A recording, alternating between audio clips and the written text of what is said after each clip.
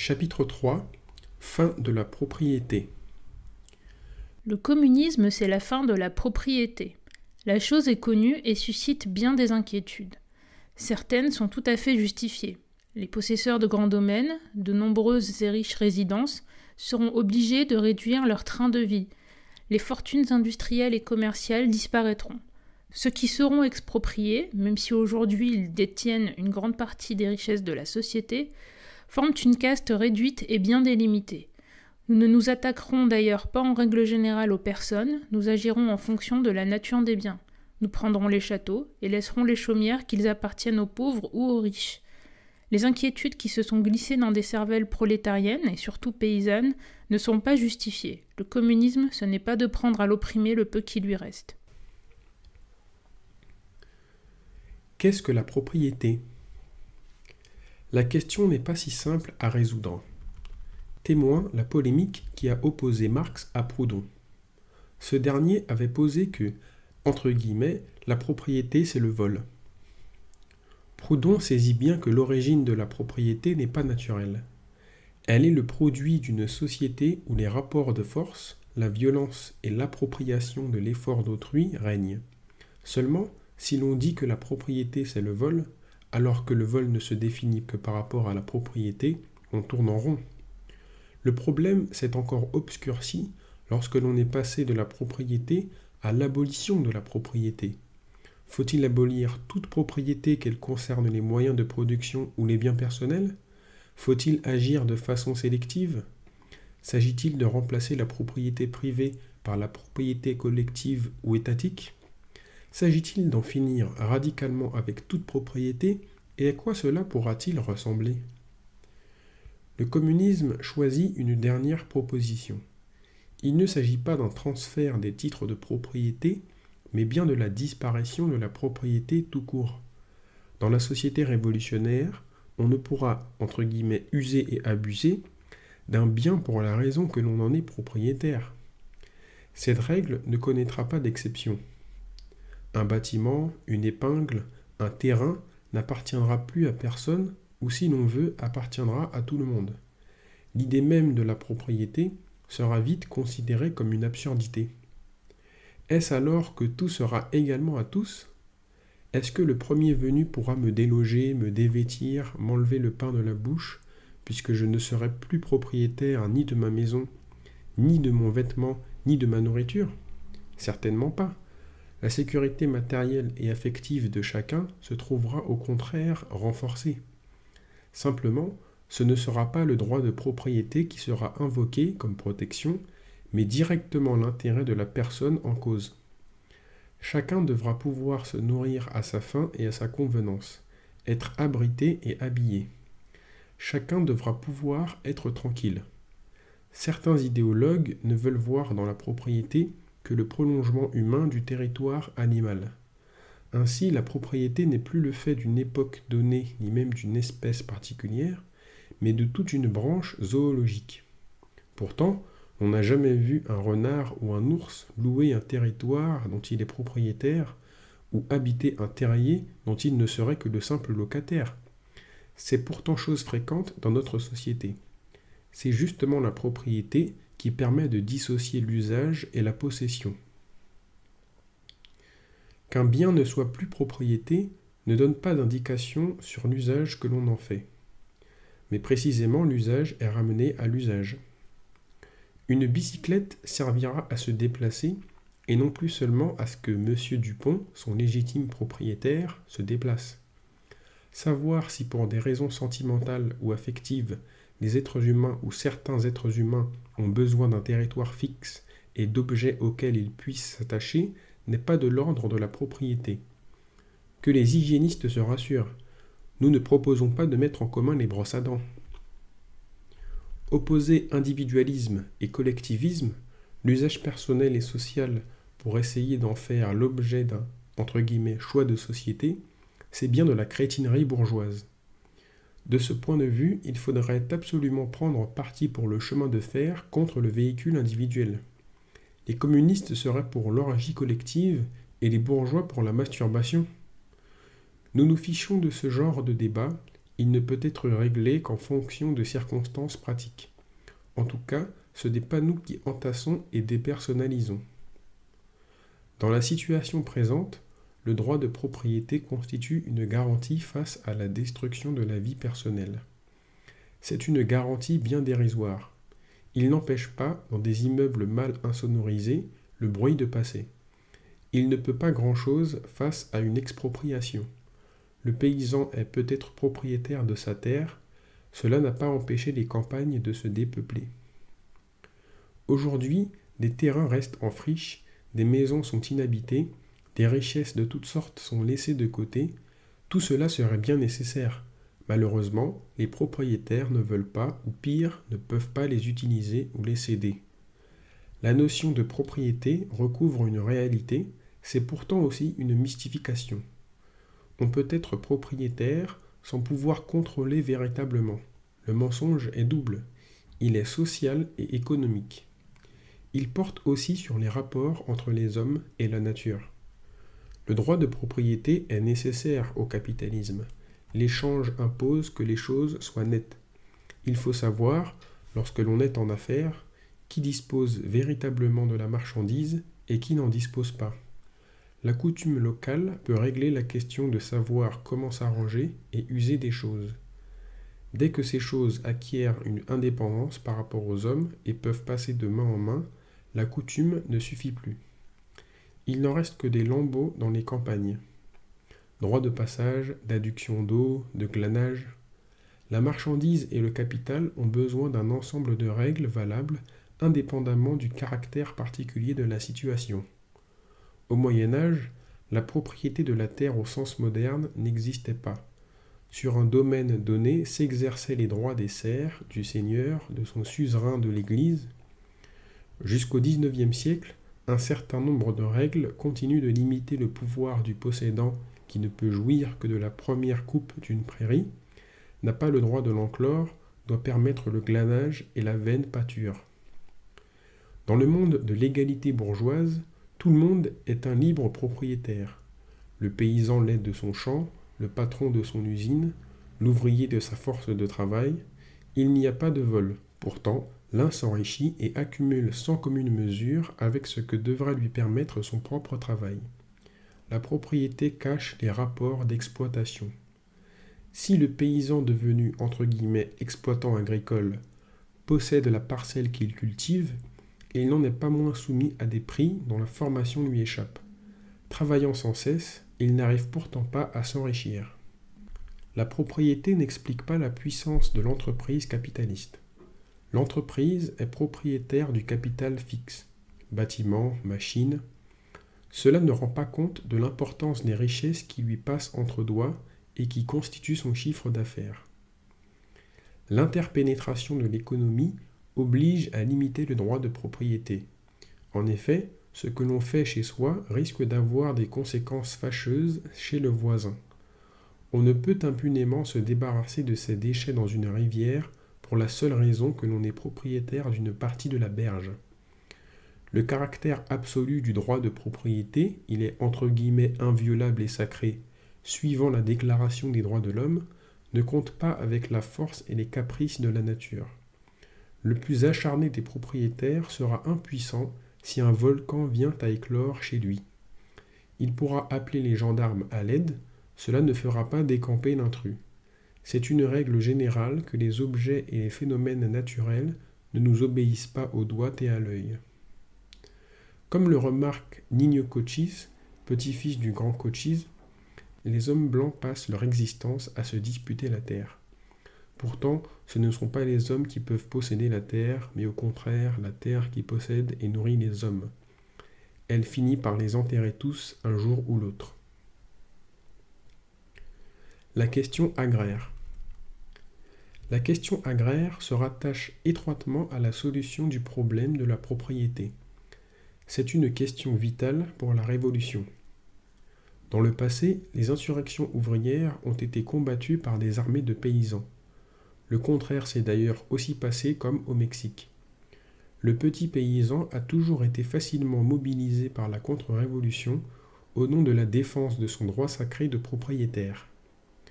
Dans les pays industrialisés, le capital a fait le travail qu'il reprochait aux « rouges » de vouloir faire. Il a chassé la majeure partie des paysans de chez eux. Il ne peut donc plus compter sur leur masse apeurée pour constituer l'armée de la contre-révolution. L'approvisionnement en denrées de subsistance des villes continue cependant de reposer sur les campagnes. Le parti de Landre sera toujours heureux de faire de cette situation une arme contre la révolution. Lorsque les travailleurs agricoles ne sont pas propriétaires du sol qu'ils exploitent, mais sont de simples fermiers ou les salariés de grandes exploitations, ils s'organiseront pour continuer à s'occuper de la production. Ils n'auront plus aucun compte à rendre à leur ancien patron. La terre sera à ceux qui la cultivent. Si leur ancien patron ou propriétaire veut se joindre à eux pour les aider de ses connaissances et de ses forces, ce sera une bonne chose. Il ne pourra le faire que sur un pied d'égalité. Là où possession et exploitation du sol coïncident, lorsque le paysan a très peu de salariés ou n'en a pas du tout, le problème doit être envisagé différemment. Cela pour le bien de l'ensemble de la société qui ne se passerait pas aisément des agriculteurs mécontents. Cela pour le bien du paysan dont la condition s'est prolétarisée, qui dépend pour ses approvisionnements et ses débouchés du système capitaliste et qui doit comprendre qu'il a tout à gagner à la révolution communiste. Le développement du capital s'est fait contre l'agriculture. On y a pompé main-d'œuvre et ressources pour l'industrie. Le communisme renversera la vapeur. L'agriculture est son enfant chéri parce qu'elle concerne directement la production des aliments et la préservation d'un environnement vivable. Deux choses que le capital a particulièrement négligées. La propriété, familiale ou non, disparaîtra avec l'État et le système juridique qui la garantissait. L'usage et l'habitude de cultiver une terre donnée restera et devra même être garanti par les autorités révolutionnaires. C'est sur cette base que les paysans pourront se regrouper ou, s'ils le préfèrent, continuer à s'occuper isolément de leurs parcelles. Il est probable que tout au moins durant un certain temps, ils combineront les deux méthodes. Restant chacun attaché à leur terre, mais s'entraidant plus qu'aujourd'hui pour certains travaux et pour l'écoulement de leurs produits. L'héritage au sens strict disparaîtra, mais qui a le plus de chances d'être qualifié et intéressé à prendre la succession d'un agriculteur, sinon son fils ? La règle générale sera de laisser les paysans organiser la production agricole comme ils l'entendent. La contrainte sera la pire et la plus coûteuse des solutions. La collectivisation agraire, pratiquée par le capitalisme oriental, n'a rien à voir avec le communisme. Ce n'est pas pour des raisons idéologiques que l'on a collectivisé, mais pour des raisons économiques et de classe. Il a fallu lutter contre la renaissance spontanée de la bourgeoisie à la campagne. Les paysans riches s'enrichissaient sur le dos des paysans pauvres en pratiquant le prêt à usure. Ainsi se crée un pôle d'accumulation de capital usuraire concurrent du pôle industriel sur lequel s'appuyait la bureaucratie. C'est pourquoi il a fallu imposer et payer le coût de la collectivisation agraire. Elle a coûté cher. Au départ, en Union soviétique, les paysans ont résisté allant jusqu'à décimer le cheptel. À long terme, les conséquences ont été une stagnation de la productivité agricole due au manque d'intérêt des kolkhosiens. De là, une politique oscillante à l'égard des lopins de terre familiaux. La collectivisation a contribué à maintenir les paysans à la campagne en les soustrayant à une pression économique directe. Cela a entraîné une pression et une concurrence plus réduite sur le marché du travail. L'URSS a conservé une masse de paysans exceptionnellement importante au regard de son niveau industriel. Elle la traîne comme un boulet. En renonçant à collectiviser, renonçons-nous à révolutionner et à communiser les campagnes ? Absolument pas, tout au contraire. La révolution communiste, c'est la liquidation de l'économie marchande. Cela concerne aussi les campagnes. L'agriculteur ne touchera plus d'argent en échange de ses efforts s'il est salarié ou de ses marchandises s'il est producteur indépendant. Il fournira gratuitement à la société l'excédent de sa production. En mesure de réciprocité, il n'aura rien à verser pour les biens nécessaires à sa subsistance et à son activité. Il ne sera plus poussé par le goût ou le besoin de l'argent. Il agira poussé directement par l'intérêt du travail, par l'amour de son mode d'existence ou par le désir d'être utile. Le paysan verra sa peine réduite.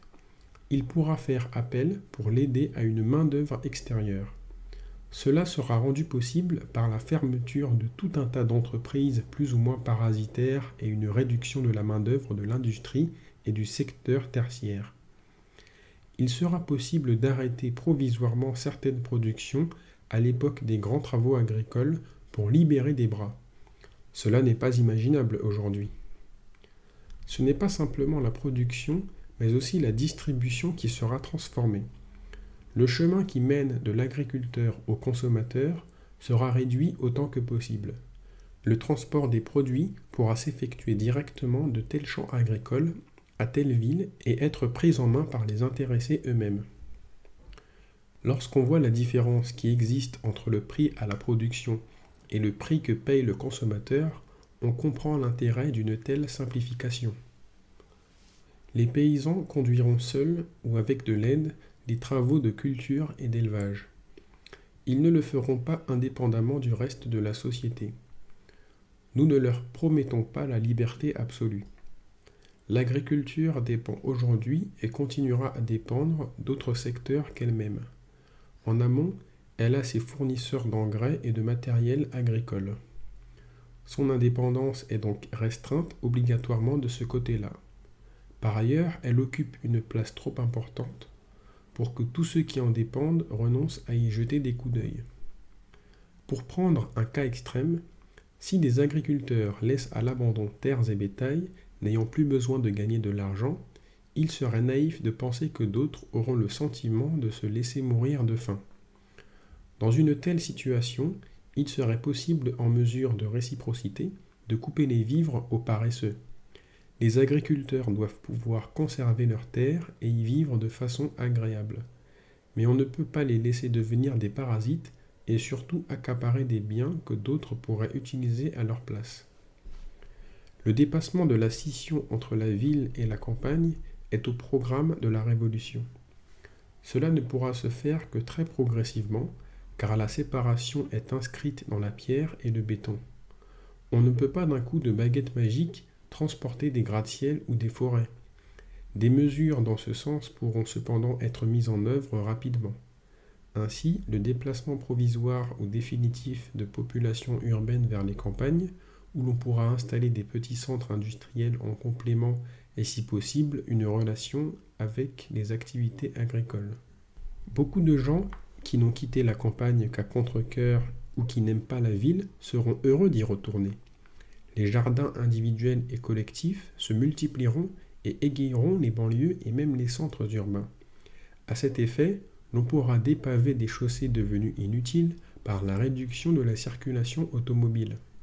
Cela facilitera le recyclement d'une partie des ordures ménagères, réduira les frais de transport et fournira la population en légumes frais. Un des défauts de l'agriculture capitaliste, c'est que s'étant éloignée du consommateur et de ses déchets, elle doit compenser le déséquilibre produit par des apports chimiques ou biologiques sans cesse croissants. Dans ces jardins, les enfants, les vieux, les malades qui sont aujourd'hui rejetés de la production et souvent voués à l'ennui pourront s'occuper et se sentir utiles. Ce sera un magnifique terrain d'instruction pour une jeunesse déscolarisée. Enfin, ça régénérera un air pollué. De la pénurie à l'abondance. Le droit et le sentiment de propriété s'éteindront dans la société communiste parce que la pénurie disparaîtra. Il ne sera plus nécessaire de s'accrocher à un objet dans la crainte de ne plus pouvoir en jouir si on le lâche un seul instant. Par quel enchantement entendez-vous faire naître cette fantastique ère d'abondance ? Va ironiser le bourgeois. Il n'y a aucune magie là-dedans. Nous allons pouvoir faire surgir l'abondance parce qu'elle est déjà là sous nos pieds. Il ne s'agit pas de l'enfanter, mais simplement de la libérer. C'est justement le capital qui, en courbant les hommes et la nature pendant des siècles sous son joug, la rend possible. Ce n'est pas le communisme qui soudain va produire l'abondance, mais le capitalisme qui entretient artificiellement la pénurie. La formidable augmentation de la productivité du travail n'a pour l'instant pas changé grand-chose au sort du prolétariat. Elle a même eu des effets nuisibles. La puissance du capital a détruit les sociétés traditionnelles du tiers-monde sans permettre à leur population l'accès au monde industriel. Ceci ajouté à une monstrueuse croissance démographique qui a jeté une grande partie de l'humanité dans la plus totale misère. Le statut d'esclave salarié devient une véritable promotion par rapport à celui de clochard. Le nucléaire et l'électronique ont d'abord exercé leurs effets comme armes. Heureusement, les progrès de la science nous ont fait sortir de ces temps barbares où l'on était forcé de voir ceux que l'on tuait et où parfois même on s'éclaboussait de leur sang. Pouah! Même les habitants des pays entre guillemets riches, qui profitent de cette augmentation de productivité, sont grugés. Les augmentations de salaire et la progression de la consommation ne servent qu'à rattraper la détérioration de leurs conditions de vie. Posséder plus d'objets ou des objets plus perfectionnés qu'à une époque antérieure ne signifie pas que l'on vit mieux. L'ouvrier a une voiture que son père n'avait pas, mais son lieu de travail et la campagne du week-end se sont éloignés. Il repère dans les embouteillages ce qui a été conquis sur le temps de travail et en fatigue nerveuse ce qui a diminué en effort physique. Ce que l'industrie accorde d'une main, les conditions de son développement l'ont déjà repris de l'autre. Elle vante la qualité de ses remèdes, mais oublie de dire qu'elle inocule la maladie. Ce n'est pas un hasard. La logique de la production marchande suppose que soient entretenues les conditions d'insatisfaction. Le médicament a besoin de la maladie. Comme l'avait remarqué Charles Fourier, en civilisation, la pénurie naît de l'abondance même et la société se meut dans un cercle vicieux. L'être humain se voit ramené de plus en plus au rôle passif de consommateur.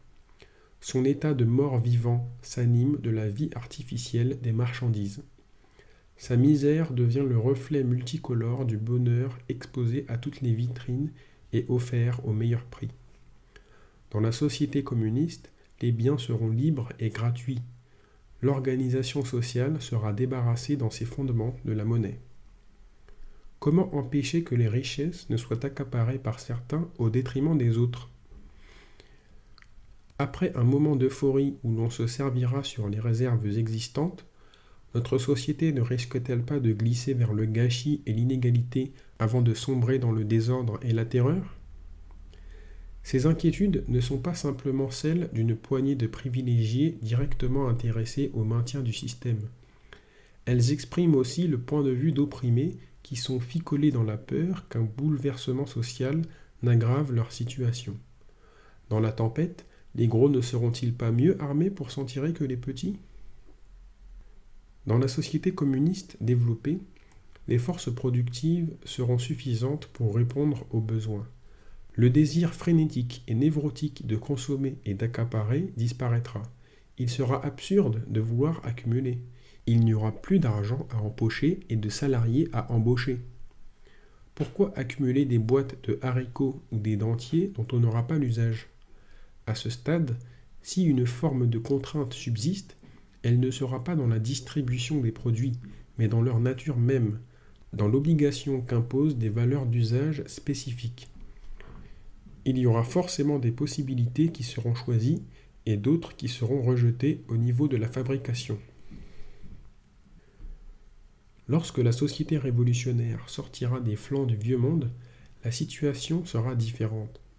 Les autorités révolutionnaires, les conseils de travailleurs, devront définir et faire appliquer un certain nombre de règles qui protégeront contre le retour des habitudes et des mécanismes marchands. Il faudra peut-être alors limiter le nombre de boîtes de haricots ou de kilos de sucre que chacun pourra détenir chez lui. On ne peut définir avec précision la durée de cette phase.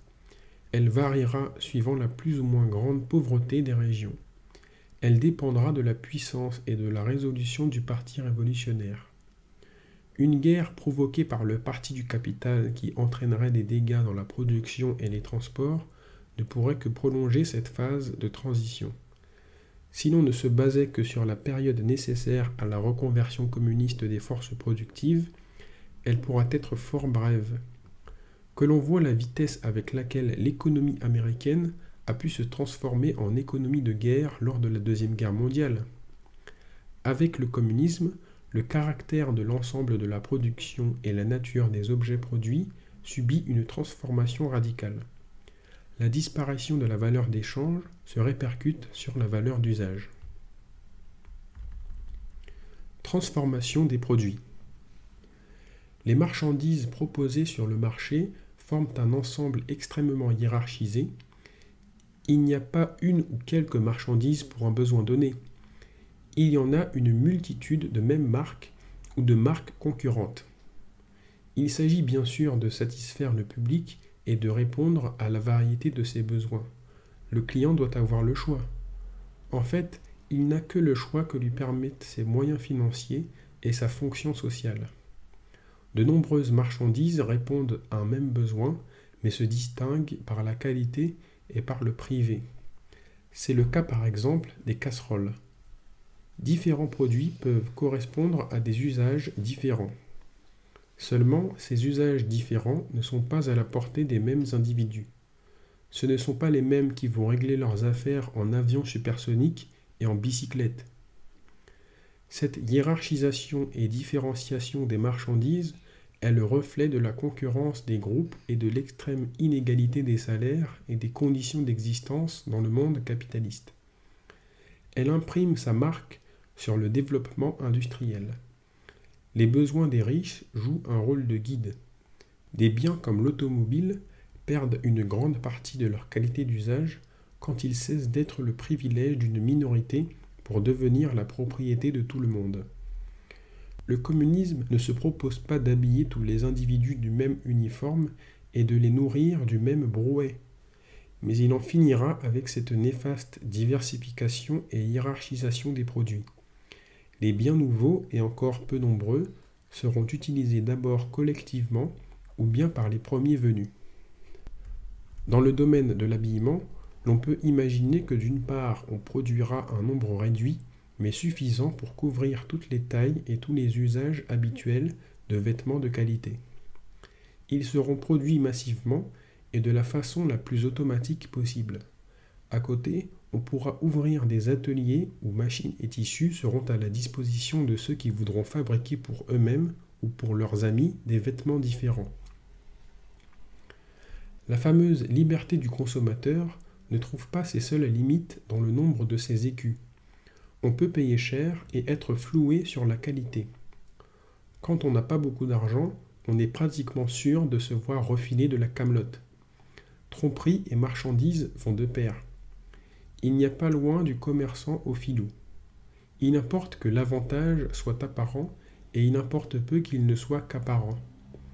Ce qui dépendait de la malice du marchand, le capital en fait pratiquement une règle permanente. Il produit lui-même la marchandise. Il peut donc agir pour mettre l'accent sur son image plutôt que sur sa qualité réelle. On en est arrivé à un point où des ingénieurs calculent et déterminent la dégradation nécessaire des objets. Il ne faut pas encombrer le marché avec des produits qui dureraient trop longtemps. Par ailleurs, plus un capital tourne vite, plus vite il reprend la forme argent pour la reperdre à nouveau en redevenant marchandise concrète, plus il rapporte. Il se réinvestit additionné d'un profit.